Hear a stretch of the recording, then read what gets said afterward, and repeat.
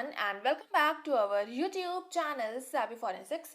So friends, आज के इस वीडियो में हम बात करने वाले हैं इंजरीज के 10th पार्ट पर, जहां पर हम डिस्कस करेंगे बर्न और उसके टाइप्स क्या क्या होते हैं उनके बारे में। तो जल्दी से स्टार्ट कर लेते हैं। तो सबसे पहले अगर हम बात करें कि बर्न जो होता है उसका क्या मतलब होता है।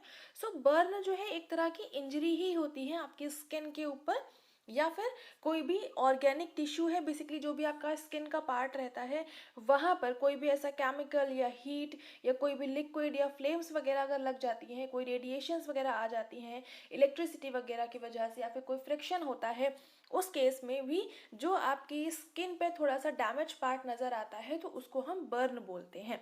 ठीक है, अब ये जो बर्न है आपका रेडिएशन की वजह से हो सकता है, रेडियो एक्टिविटी की वजह से हो सकता है, इलेक्ट्रिसिटी की वजह से हो सकता है, फ्रिक्शन की वजह से हो सकता है, या फिर कोई भी केमिकल कांटेक्ट में आ गया तो उसकी वजह से भी हो सकता है।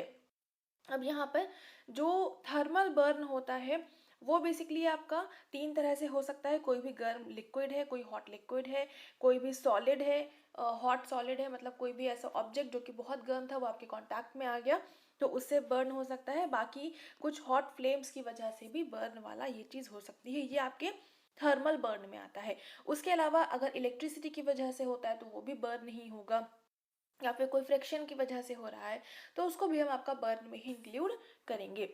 अभी अगर हम बात करें कि जो बर्न होता है उसके अलग अलग टाइप्स की, तो बर्न में सबसे पहला टाइप आ जाता है आपका कॉन्टैक्ट बर्न।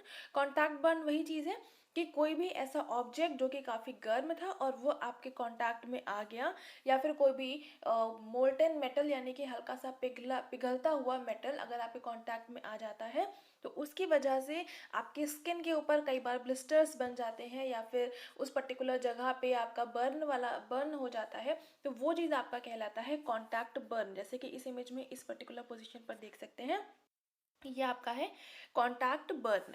अभी आगे चलते हैं, नेक्स्ट है आपका फ्लेम बर्न। तो फ्लेम बर्न वही चीज़ है कि जो आपकी हॉट फ्लेम्स होती हैं उनकी वजह से अगर वो आपके कांटेक्ट में आ जाती हैं, स्किन के कांटेक्ट में आ जाती हैं, तो उसकी वजह से जो आपका बर्न होता है उसको हम बोलते हैं फ्लेम बर्न। तो यहाँ पर कोई भी एक्चुअल कांटेक्ट नहीं होता है बॉडी का फ्लेम के साथ में, बस फ्लेम की कुछ हीट्स जो रहती हैं वो आपके कांटेक्ट में आती हैं, जिसकी वजह से आपकी स्किन के ऊपर कुछ वेजिकेशंस या फिर जो आपके बॉडी के ऊपर हेयर अवेलेबल होते हैं उनमें सिंजिंग या फिर ब्लैकनिंग, ये तीन चीज़ें आपको देखने को मिलती हैं।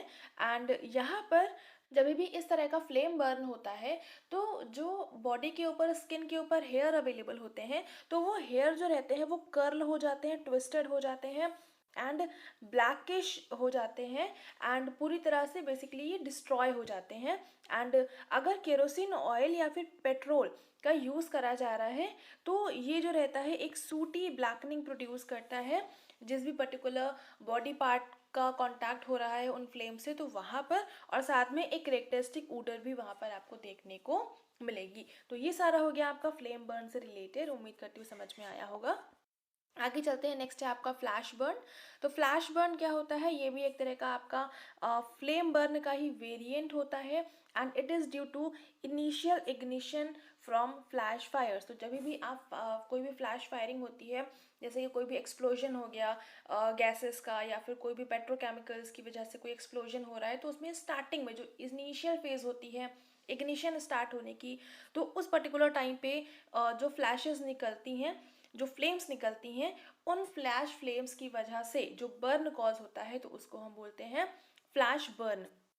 And it burns the exposed surface to the flash and not the folds of skin and other protected area। तो यहाँ पर क्या हुआ कि आपके स्किन का पर्टिकुलर पार्ट जो कि डायरेक्टली फ्लैश के सामने आ रहा था या फ्लैश के बहुत क्लोज था, तो वो पर्टिकुलर पार्ट ही आपका यहाँ पर डैमेज कॉज होता है, वहीं पर आपका बर्न इस तरह का देखने को मिलता है। क्योंकि यहाँ पर जो फ्लैशेस रहती हैं वो बस इग्निशन टाइम पर थोड़ा सा रहती हैं, तो उस वजह से जो आपका बर्न कॉज होगा उसको हम फ्लैश बर्न कहेंगे। अब फ्लैश और फ्लेम को हम डिफरेंशिएट कैसे करेंगे, जो फ्लैश बर्न है वहाँ पर बस जो एक्सपोज्ड सरफेस होगी फ्लैश के जस्ट सामने जो आ रही होगी उसमें जो आपका बर्न कॉज होगा उसको हम बोलेंगे फ्लैश बर्न। और फ्लेम बर्न में क्या होगा कि वहाँ पर जो हीट फ्लेम्स आ रही हैं, जो हॉट फ्लेम्स आ रही हैं, वो ज़रूरी नहीं है कि आपके स्किन के सिर्फ ओपन वाले पार्ट पर ही, जो एक्सपोज्ड पार्ट है वहीं पर आपका बर्न कॉज करे, वो आपके जो प्रोटेक्टेड पार्ट होते हैं वहाँ पर भी डैमेज कॉज कर सकते हैं। बट डिपेंड करेगा कि कितनी ज़्यादा जो फ्लेम है वो हॉट है या नहीं है उन चीज़ों पर। ठीक है, तो ये हो गया आपका फ्लैश बर्न, उम्मीद करती हूँ समझ में आया होगा। नेक्स्ट अगर हम बात करें रेडिएंट हीट बर्न की, सो ये जो आपकी हीट वेव्स होती हैं उनकी वजह से होने वाली बर्न होता है, जिसको कि हम रेडिएंट हीट बर्न बोलते हैं। एंड ये एक तरह का इलेक्ट्रोमैग्नेटिक वेव जो रहती हैं, वो वाली हीट वेव्स की बात हो रही है यहाँ पर। और यहाँ पर भी कोई भी डायरेक्टली कांटेक्ट नहीं होता है बॉडी का फ्लेम के साथ में या फिर हॉट सरफेस के साथ में। और जब भी इस तरह का बर्न कॉज होता है तो इनिशियल फेज में यहाँ पर जो स्किन होती है वो इरिथेमेटस एंड ब्लिस्टर्ड हो जाती है। एंड धीरे धीरे उसमें जो उसका अपीयरेंस होती है वो हल्का सा लाइट ब्राउन और थोड़ा सा लेदरी होने लगती है। लेदरी मतलब थोड़ा सा हार्ड जैसा होने लगती है। ठीक है, तो ये हो गया आपका रेडिएंट हीट बर्न के बारे में। और नेक्स्ट है यहाँ पर आपका आयोनाइजिंग रेडिएशन बर्न, जहाँ पर की जो एक्स रेज हैं या फिर यूवी रेज हैं, रेडियम है, तो उनकी वजह से ये जो आपकी आयोनाइजेशन रेडिएशंस होती है, इनकी वजह से जो बर्न कॉज होता है उसको हम बोलेंगे ionising radiation burn. And it can be localised और may involve the whole body depending on the radiation exposure. तो इस तरह के जो रेडिएशंस हैं इनके कांटेक्ट में आपकी बॉडी का जो पार्ट है वो कितने टाइम तक इन रेडिएशंस के एक्सपोजर में आया है, तो उसको हम बोलेंगे, उसकी वजह से जो बर्न कॉज होगा उसको हम बोलेंगे आयोनाइजिंग बर्न। और जितनी देर तक एक्सपोजर में रहा होगा उस पर डिपेंड करेगा कि डैमेज ज़्यादा हो रहा है या कम हो रहा है। And the burn varies from redness of skin to dermatitis with shedding of hair and epidermis and pigmentation of the surrounding skin। तो यहाँ पर स्टार्टिंग फेज में जब इस तरह का बर्न होगा तो जो स्किन होगी वो रेड रहेगी। एंड धीरे धीरे जो आपके स्किन के हेयर अवेलेबल होंगे वो शेड ऑफ कर जाएंगे एपिडर्मिस पर। जो पिगमेंटेशन होता है आपके स्किन का वो भी थोड़ा सा आपका वेरिएशन आपको उसमें देखने को मिलेगा। एंड जो फिंगर नेल्स होते हैं वो भी आपके डिजेनरेटिव उसमें चेंजेस देखने को मिलेंगे। एंड वॉट लाइक ग्रोथ आपको फिंगर नेल्स में देखने को मिलेगी। तो ये जो आपका एक्स रेज या फिर इस तरह की जो भी आयोनाइजेशन रेडिएशंस होती हैं इनकी वजह से जब बर्न कॉज होता है तो ये काफ़ी ज़्यादा आपका डेंजरस होता है। आगे चलते हैं और लास्ट है आपका केमिकल बर्न। तो केमिकल बर्न बेसिकली कोई भी तरह का केमिकल है, जैसे कि कोई एसिड्स हैं, एल्केलीज हैं, तो उनकी वजह से जब कोई आपका वो इस तरह के केमिकल्स जब आपके स्किन के कांटेक्ट में आते हैं तो उसकी वजह से होने वाले बर्न को हम केमिकल बर्न कहते हैं। और यहाँ पर जैसे कि कुछ आपके एसिड्स और एल्कली के अलावा कुछ वेजिकेंट्स भी होते हैं जो कि ब्लिस्टर फॉर्म करते हैं। तो इस तरह के जब केमिकल्स कांटेक्ट में आते हैं तो उसको हम बोलते हैं केमिकल बर्न। एंड यहाँ पर जो स्किन रहती है अगर इस तरह का कुछ हो रहा है तो जो स्किन है वो अल्सरेटेड पैचेस उसमें देखने को मिलेंगे। ब्लिस्टर्स कोई भी देखने को नहीं मिलते हैं। जो हेयर होते हैं उनमें कोई भी तरह का सिंजिंग नहीं देखने को मिलती है।